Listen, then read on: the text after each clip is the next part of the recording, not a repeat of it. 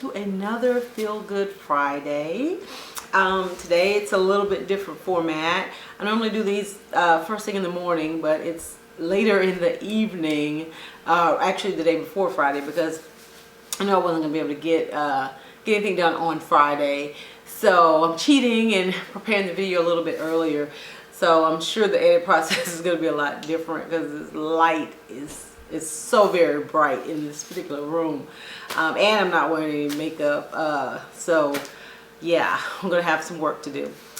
Anyway, that was so random and unnecessary. And I have my glasses on. Hopefully it's not a big distraction with glare or what have you. But anyway, today I am going to do another book review. The name of the book that I'm going to be reviewing today is The Timekeeper by Mitch Albom.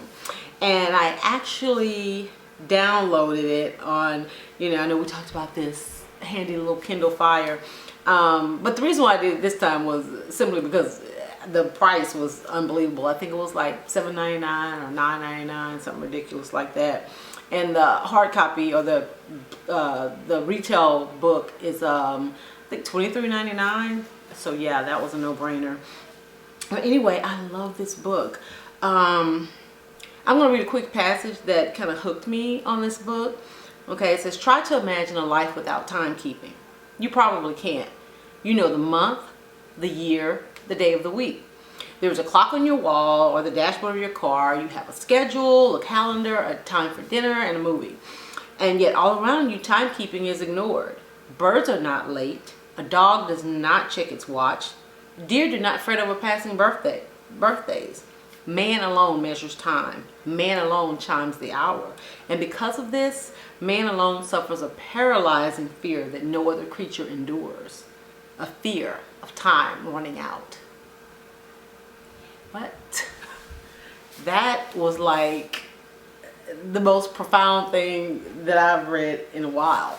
Because it's so true. I mean, that is, if you talk to people or have conversations or read anything on the internet or on the news, there's always a talk about time in some respect. People are wishing for more time, or they talk about time passing so fast, or remember the time, and it's really crazy that, we spend so much time either thinking about the past or planning for the future that we're missing some critical moments here in the present that are just, slipping through our fingers, literally. But the book itself, it was, there were three main characters. The book itself was really a fable. I know I talked about that in the last review about most books not being fables, but this was truly a fable. Even the way that it was written, it was a series of paragraphs intertwining the three characters in the book, their lives, and they do cross at some point. But there was the timekeeper, Father Time, who was the timekeeper. I think his name was Door. And then you had an older gentleman by the name of Victor. He was 84 years old, had amassed an insane amount of wealth and done a lot of stuff in his life. And he was 84 years old and he was dying. But he wanted more time. He wasn't ready to die. After all he'd seen and done, it just wasn't enough time for him. And then there was a young girl. She was, her Lemon was her last name. I can't remember her first name. But she was in high school and, victim to being, I guess, picked on and mistreated and having an unrequited love. And so she didn't want to live anymore. So she was done with time. She didn't want any more time. So it's really clever how he kind of, that's like kind of like Medea. He kind of, intertwined their stories together. Very, very clever. I read the book in one sitting and I thought it was phenomenal. There were a lot of spiritual undertones and I mean, there's no way you can read this book and not come away with a different, thought about time. I mean, if you don't come away with something that makes you want to change how you think about time, then you didn't get it. You need to go back and read it, definitely. Like I said, I give it an enthusiastic 2 thumbs up. I would recommend it, to anyone who it's looking for something to kind of inspire you or stir you or make you think. And if you do get a chance to read, I don't know if it's at the library yet, but if you do get a chance to read it, stop by the blog at phenomenalmama.com and tell me what you thought about it. Let's start a dialogue.